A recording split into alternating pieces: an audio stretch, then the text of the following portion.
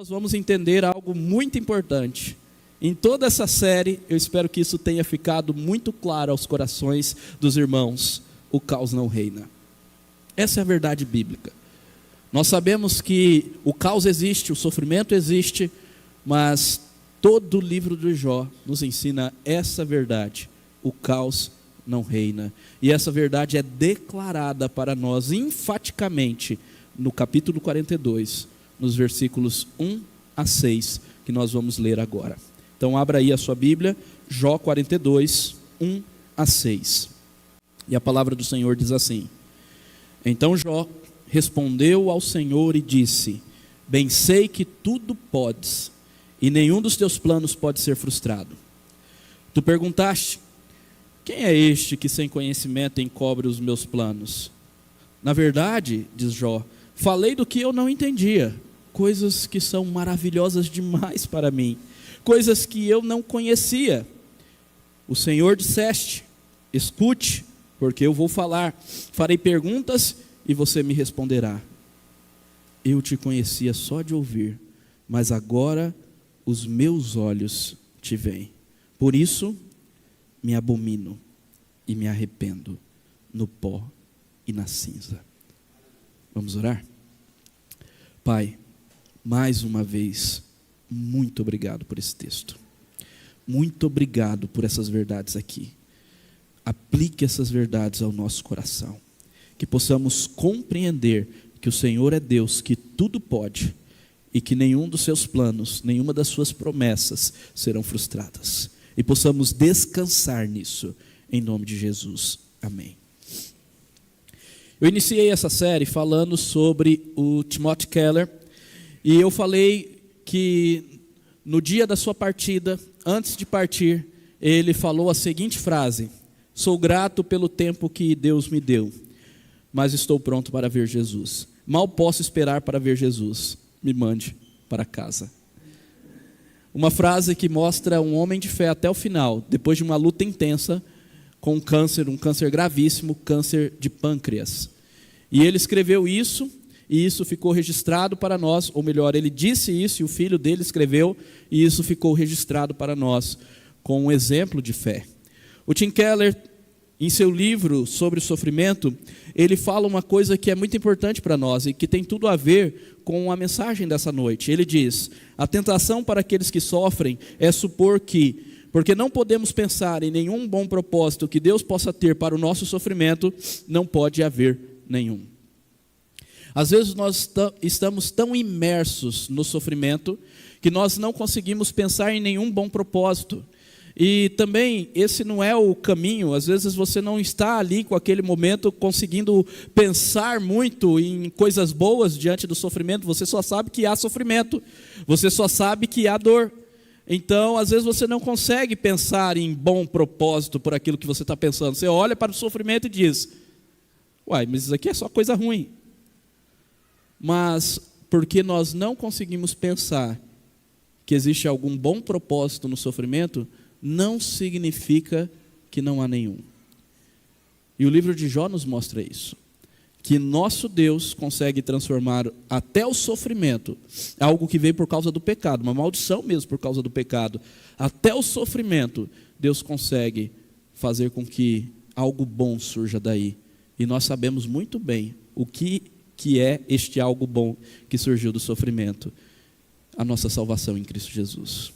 Por isso, também o Tim Keller diz a nós, no livro sobre o sofrimento, que Jesus nos dá o recurso para enfrentar o sofrimento.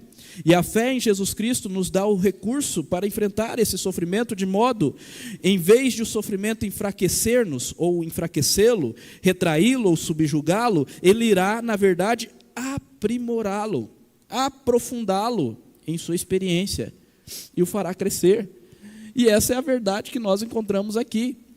Jó cresceu, Jó vê Deus de uma outra forma, Jó consegue ter uma compreensão muito mais magnífica de Deus e uma intimidade extraordinária.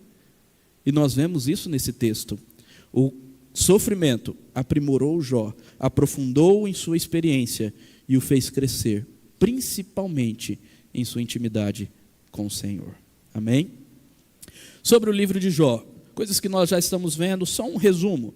Os capítulos 1 e 2 de Jó nos apresentam Jó e narram as catástrofes sobre a vida de Jó e sua fidelidade e integridade a Deus, apesar do seu sofrimento. Os capítulos 3 a 31 trazem uma série de diálogos entre Jó e seus amigos, nos quais Jó se defende da acusação de seus amigos, buscando justificar-se. Há muitos comentaristas que dizem que mesmo assim Jó não pecou. Eu não caminhei por essa linha, eu não caminhei pela linha de que Jó não cometeu nenhum erro, mas alguns dizem que Jó não cometeu nenhum erro. E por isso que no último capítulo ele não está se arrependendo, na verdade, mas eu vejo que ele está se arrependendo sim, nós vamos aplicar isso. Então eu vejo que Jó, e eu expliquei isso aos irmãos, cometeu alguns erros. E o principal deles é tentar culpar Deus do seu sofrimento. É dizer que Deus é injusto, e Deus repreende isso quando Deus fala a ele no capítulo 38. Quem é esse que obscurece o meu conhecimento? Que fala sem entender das coisas? Deus está exortando Jó. Só que os amigos estavam errados. Por quê? Porque os amigos estavam condenando Jó antes de tudo isso, dizendo que o sofrimento que Jó havia sofrido era por causa de um pecado anterior, e esse era o problema. Jó, ele veio a errar depois de meses, inclusive, no seu sofrimento, ele decaiu da sua fé, ele vacilou, oscilou, ora ele estava lá em cima, como nós vemos lá no capítulo 19, ora lá embaixo.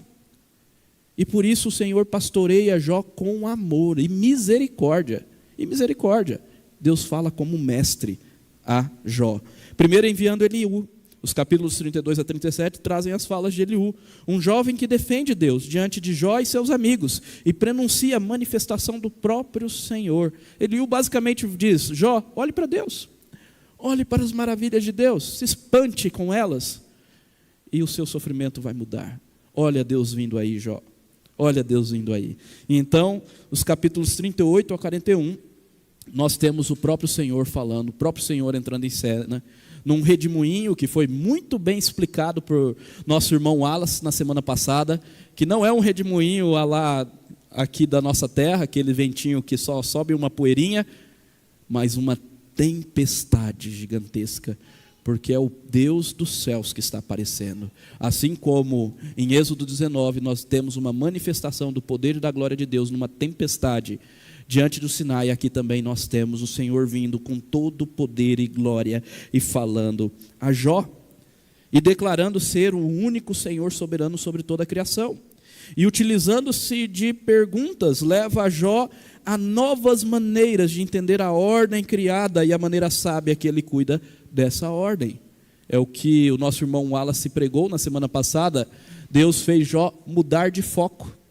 Em vez de ele ficar focado só no sofrimento, ele focou na glória de Deus. O que eu falei sobre o cântico, quando estamos cantando sobre a santidade de Deus, nós não estamos pensando no nosso sofrimento, porque o foco mudou. Então, Jó, ele é exortado pelo Senhor a mudar de foco, a olhar para Ele, a olhar para a glória dEle, olhar para a soberania dEle. E por isso, mudando de foco, nós aprendemos hoje: o caos não reina. Amém? Em primeiro lugar, o caos não reina, pois o Senhor é soberanamente todo-poderoso. Então Jó respondeu ao Senhor. Aparece o nome do Senhor aqui, Yahvé. O nome que Deus dá a Moisés, quando Moisés pergunta lá na sarça ardente: qual nome eu vou falar para o povo, quando o povo me perguntar quem é o Senhor? E Deus disse: eu sou. Diga, eu sou o que sou. Isso basta. Eu sou o que sou, eu existo. Eu sou o Deus eterno e imutável. Eu sou o único Deus todo-poderoso. Eu sou o Deus criador de toda a terra. Eu sou. Jesus se apresenta assim também. Eu sou. Por isso os judeus queriam apedrejá-lo. Porque quando Jesus diz eu sou, até a espinha dorsal dos judeus arrupiou. Como assim? E Jesus diz: eu sou esse Deus todo-poderoso aqui em carne e osso. Vocês estão me vendo. E vocês não conseguem entender porque vocês aceitam glória um dos outros e não a glória que vem de Deus. Jó viu a glória de Deus e ele diz: bem sei que tudo podes e nenhum dos teus planos pode ser frustrado. Yahvé tudo pode. E nenhum dos planos de Yahvé, e nenhum dos planos do nosso Deus pode ser frustrado. Por quê? Porque Ele é o Senhor Todo-Poderoso, Rei absoluto sobre todo o universo. É isso que Jó está destacando. Jó está dizendo que o nosso Deus reina. É isso que ele foi levado a entender. Quando Deus faz diversas perguntas, como aquelas que nós vimos na semana passada: onde estava tu quando eu criei o universo? Quando lancei os fundamentos da terra? Quando criei o mar? Quando criei as criaturas marítimas? Até uma reflexão sobre as criaturas Deus faz, quando pergunta sobre a criatura Belmonte ou a criatura Leviatã, que eram criaturas que até hoje a gente não sabe bem quais são essas criaturas, ou o que são. Alguns acreditam que o Leviatã é um mero crocodilo, outros uma serpente do mar que não existe mais, outros ainda uma figura do inimigo, e eu caminho por essa linha, de entender que esse monstro do mar é a figura do inimigo, e Deus está dizendo: eu também domino ele não é nada diante do meu poder, porque na cruz ele derrotou e expulsou a serpente do céu, subjugou o mar. E Deus, ele reflete isso. Quem és tu, Jó, diante do meu poder? E agora Jó reconhece: Ele é o Senhor Todo-Poderoso, Rei absoluto do universo. Agora, olha que bonito isso: bem sei que tudo podes, e nenhum dos teus planos pode ser frustrado. No Antigo Testamento, Deus fala isso para um homem e uma mulher, quando uma mulher ri porque não acreditava que ela poderia engravidar já, ainda na velhice. E Deus diz: eu tudo posso. Continue crendo. Eu posso fazer uma mulher velha, idosa, dar à luz. Vocês sabem qual que é a história que eu estou trazendo, né? Abraão e Sara. E no Novo Testamento, da mesma forma, ele também fala isso para uma mulher, através do seu mensageiro, o anjo Gabriel. E olha só que bonito. O texto diz: porque para Deus não haverá impossíveis em todas as suas promessas. A NVI traz simplesmente: pois nada é impossível para Deus. O que está sendo dito é a mesma coisa.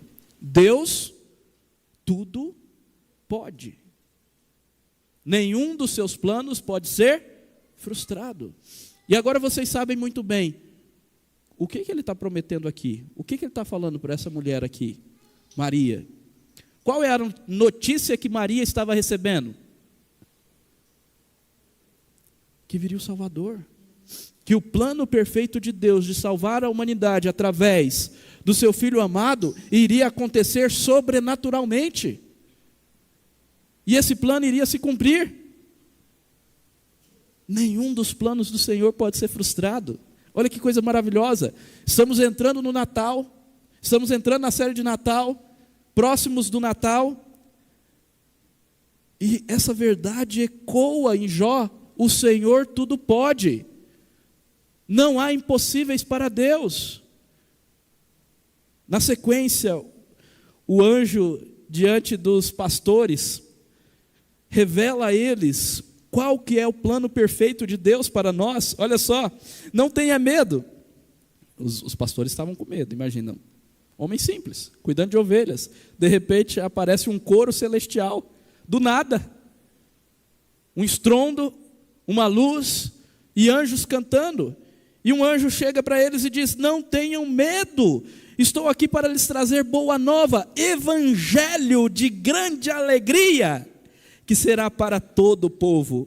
É que hoje na cidade de Davi lhe nasceu o Salvador, que é Cristo, o Senhor.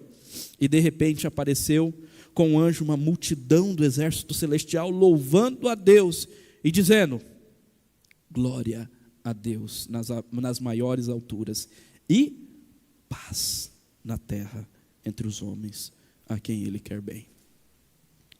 Jó, ele cria que o seu Redentor enfim se levantaria sobre a terra.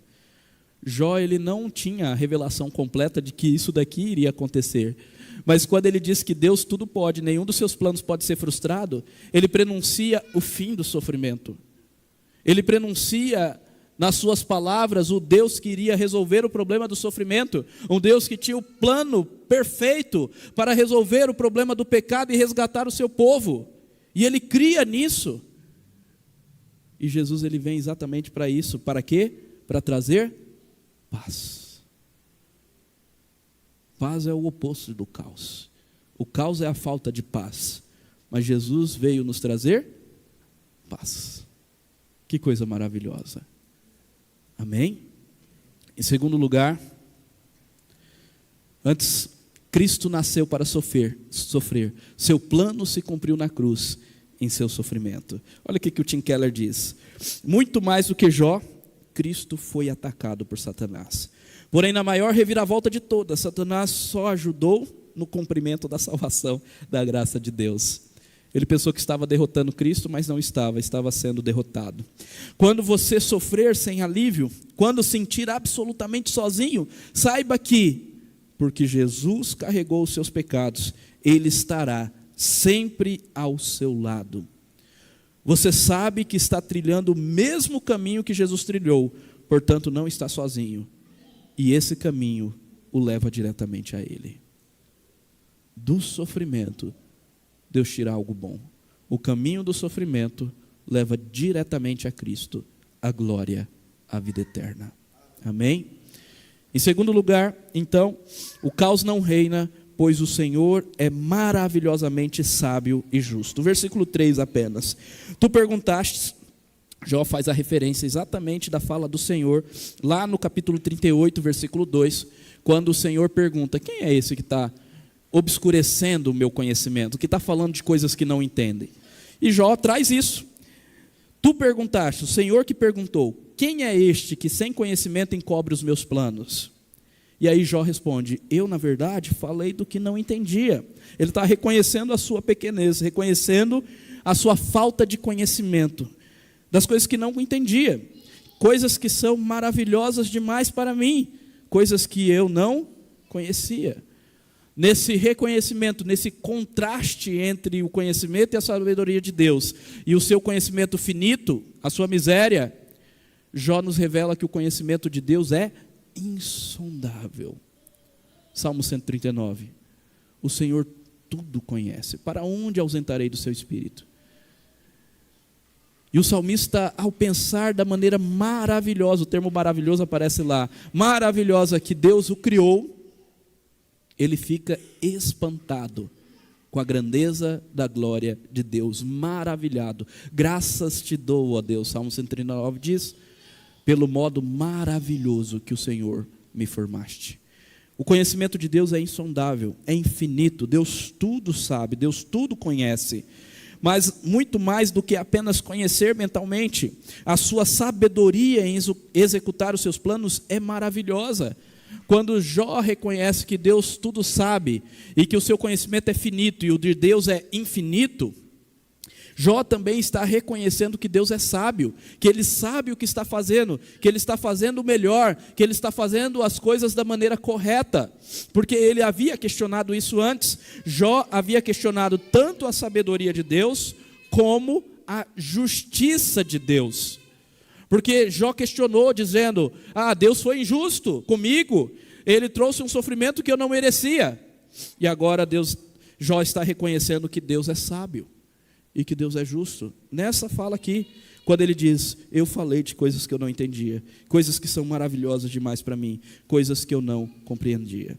Então, se Deus é sábio em executar os seus planos de maneira maravilhosa, esse Deus também age com justiça, governando todo o cosmos. Sobre isso, um comentarista chamado Hartley diz, tendo sido confrontado pela maneira surpreendente como Deus criou o mundo, Jó admite que as coisas são maravilhosas demais para ele entender. Ele vem a perceber que a sabedoria divina está além da capacidade de entendimento de qualquer ser humano. Com fé baseada nas palavras de Yahvé, Jó reconhece que Yahvé é fiel à justiça no seu governo do cosmos. Ele expressa sua submissão à soberania de Deus. Por causa de suas queixas, que Deus governa injustamente, Jó havia dito isso, que Deus não havia agido com justiça, com ele, que Deus tinha agido com injustiça, trazendo sofrimento a ele. Agora, arrependido, ele admite que tinha falado além do seu conhecimento e discernimento. No final das contas, ele está dizendo que Deus é sábio e Deus é justo. Por isso nós podemos confiar. Amém? Em terceiro lugar, o caos não reina, pois o Senhor é impressionantemente gracioso. E onde nós vemos isso nesse texto? Já no versículo 4 nós temos aqui algo maravilhoso. Mais uma vez Jó remete às palavras de Deus. Ele diz: disseste. Quem disse? Deus. Deus disse o quê? Escute, porque eu vou falar. Farei perguntas e você me responderá. E aí no versículo 5 nos é dito: Jó reconhece: eu te conhecia só de ouvir, mas agora os meus olhos te veem. Deus é gracioso em falar com Jó, em se revelar a Jó. Deus fala. Deus não precisava falar com Jó. Quem é Jó? Quem somos nós? Vocês estão entendendo? Deus é o Criador do universo. Só na Terra hoje tem 8 bilhões de seres humanos. Estrelas muito mais. O universo é tido como infinito, gigantesco ao ponto do homem não conseguir mensurar. E Deus se importa conosco. E Deus se importou com Jó ao ponto de ir até ele e falar com ele. Meus irmãos, isso é graça. É graça o fato de Jesus se importar tanto conosco ao ponto dele se tornar uma criatura, ou a semelhança da criatura. Assumir carne, andar nessa terra, viver como ser humano, comer e beber, ter que usar banheiro, feder, tudo por amor de nós. Ser cuidado como um bebezinho. Ou vocês acham que Jesus nunca foi um bebezinho? Teve que ser cuidado. Maria teve que trocar a fralda de Jesus. Já pensou o rei do universo se humilhando a ponto de uma mulher pecadora ter que trocar a fralda dele? Que coisa gigantesca. Deus fala conosco através do Filho, através da palavra. Deus se revela a nós. E o clímax da revelação é Cristo. No tempo de Jó, antes de Cristo, Deus falava de outras maneiras, como uma teofania que veio até Jó, o furacão aparecendo, como os profetas que Deus enviava para o povo. Hoje ele fala através da palavra de Cristo, porque Cristo já veio. E nós temos esse registro. E nós temos muito mais conhecimento de quem Deus é do que Jó tinha. Porque Jó não sabia nada disso daqui que nós estamos estudando sobre ele. Hoje ele deve saber, com certeza, mas naquela época não. E nós temos. Deus fala conosco ainda hoje. Fala através da sua palavra. Fala domingo após domingo. E isso é graça. Isso é graça. Deus se revelou a Jó. Ele diz: antes eu conhecia só de ouvir, agora os meus olhos te veem. E vale destacar que é o ver espiritual, é o ver da fé, porque nunca ninguém viu Deus face a face. A própria palavra do Senhor nos revela isso no Novo Testamento. É o Filho unigênito, é Cristo Jesus que revela Deus a nós. Então Jó não viu o Senhor face a face, ele viu a manifestação do poder na glória de Deus naquela tempestade. E ele está falando: meus olhos te veem, vem com os olhos da fé. Assim como Moisés também teve essa experiência maravilhosa de ver a glória de Deus, não em plenitude, mas um pouquinho dela ao subir no monte, descer brilhando do monte. Já pensou? Descer brilhando.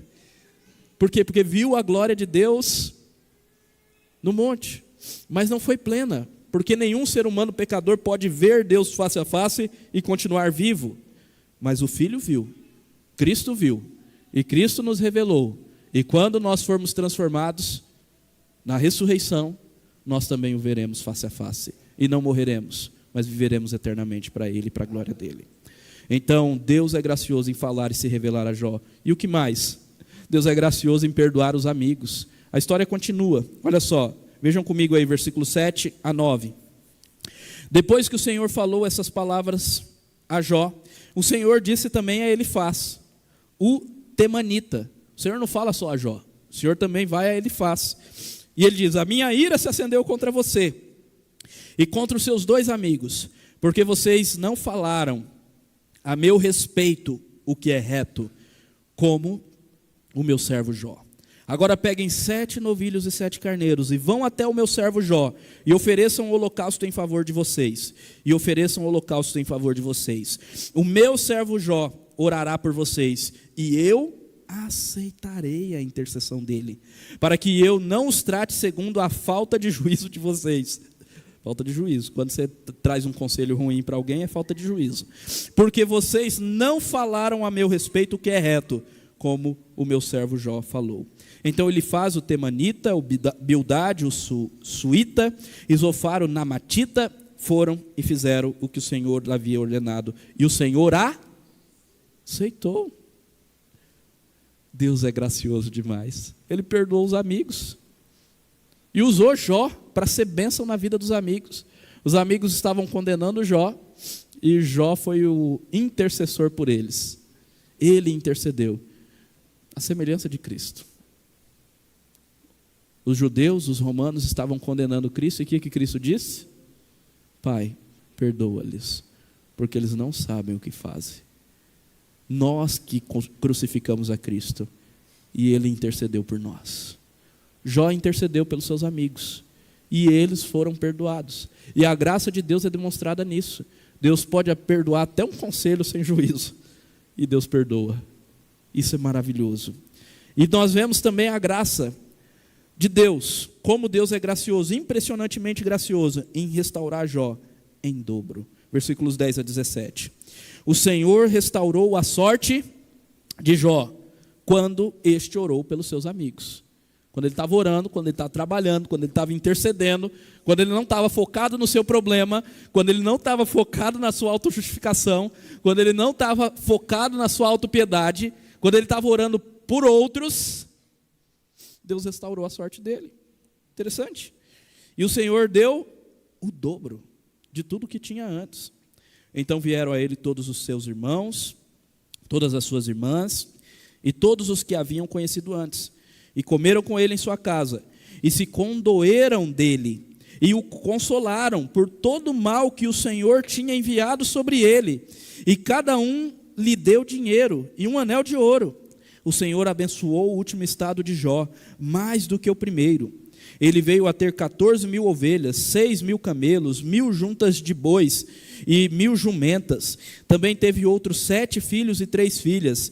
A primeira filha deu o nome de Gemina, ou Gemima, a segunda de Késia, a terceira de Querem Apuque.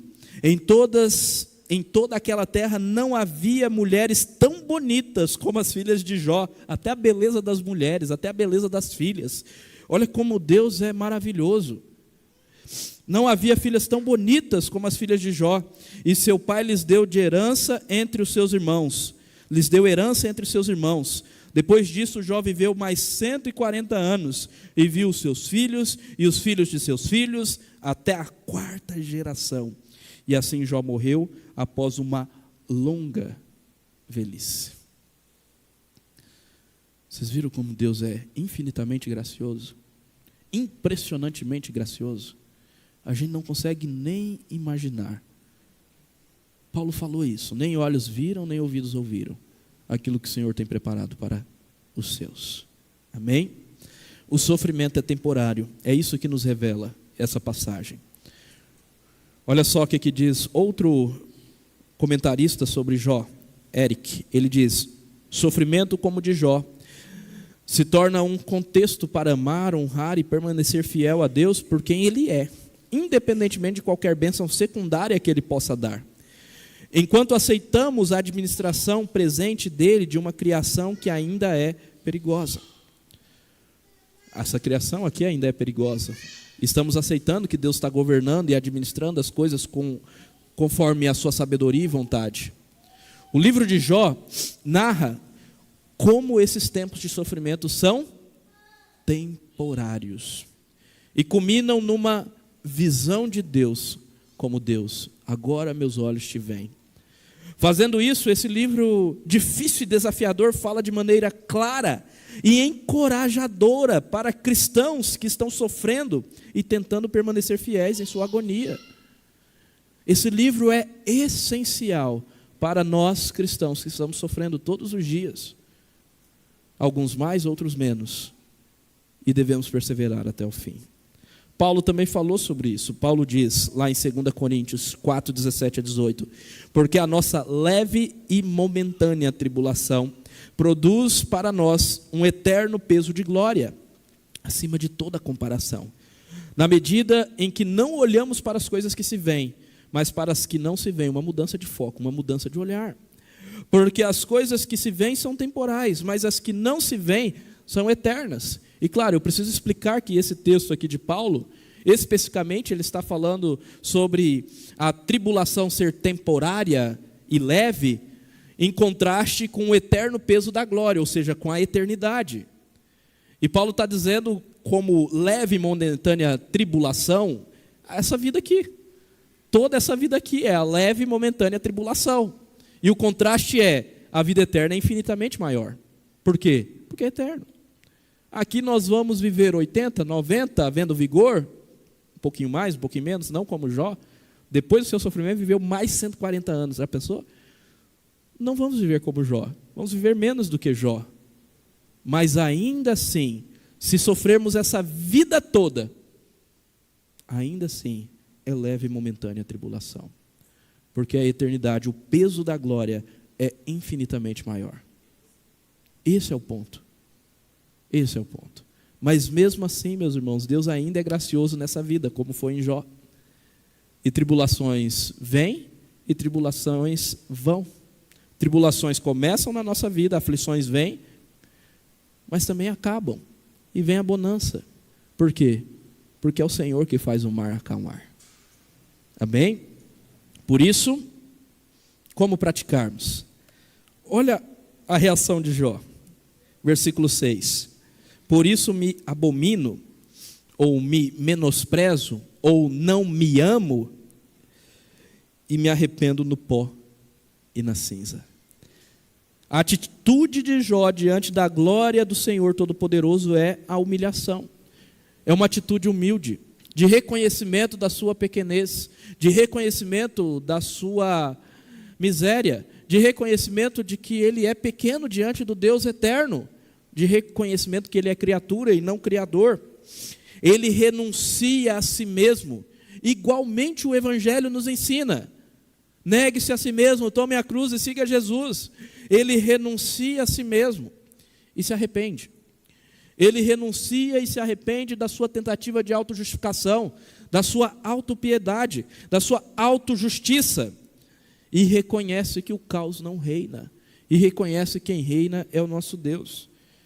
E por isso, meu querido irmão, minha querida irmã, se humilhe diante de Deus, arrependa-se e creia na salvação.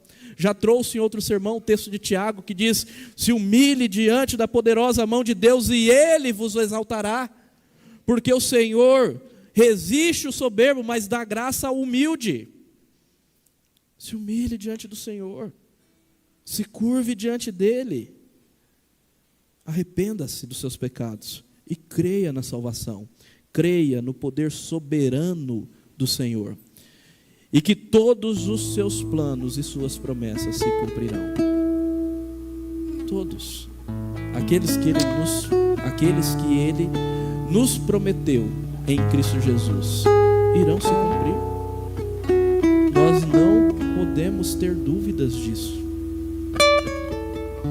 Não podemos ter dúvidas. O Senhor nos resgatará. O Senhor nos manterá firmes até o fim. O Senhor irá nos ressuscitar no último dia. Confie na sabedoria e justiça de Deus. Talvez você olhe para o Brasil, e meus irmãos, que Brasil é esse nosso Brasil? Parece um caos tão grande. Não há justiça, corrupção reina, inflação reina, e agora até o calor, né?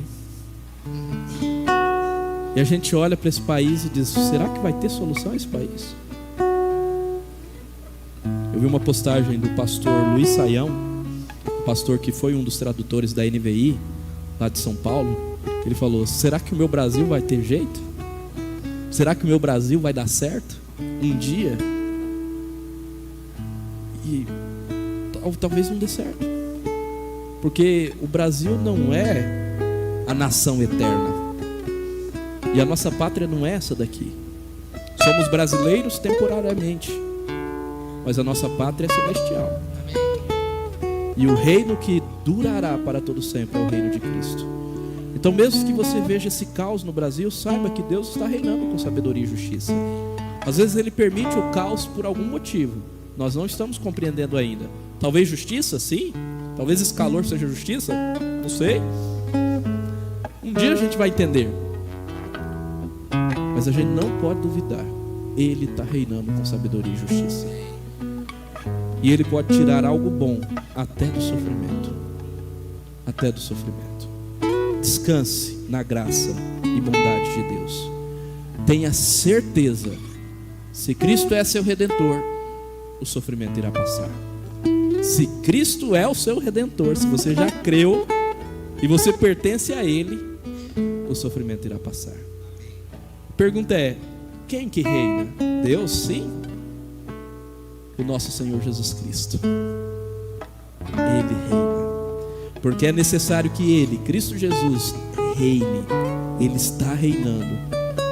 Ele está ressurreto no trono celestial, reinando, até que ponha todos os inimigos, até que tenha posto todos os inimigos debaixo dos seus pés. Ele está subjugando inimigo por inimigo. E o último inimigo a ser destruído é a morte. E uma vez que a morte for destruída, no seu retorno, Ele enxugará dos olhos toda lágrima. E já não existirá mais morte. Já não haverá luto, nem pranto, nem dor, porque as primeiras coisas passaram. Essa terra sim vai ser queimada, destruída e refeita, para habitarmos em santidade e para Deus habitar em nosso meio. Curve sua cabeça, louve a Deus, ore, agradeça e confesse que Jesus Cristo é Senhor e Ele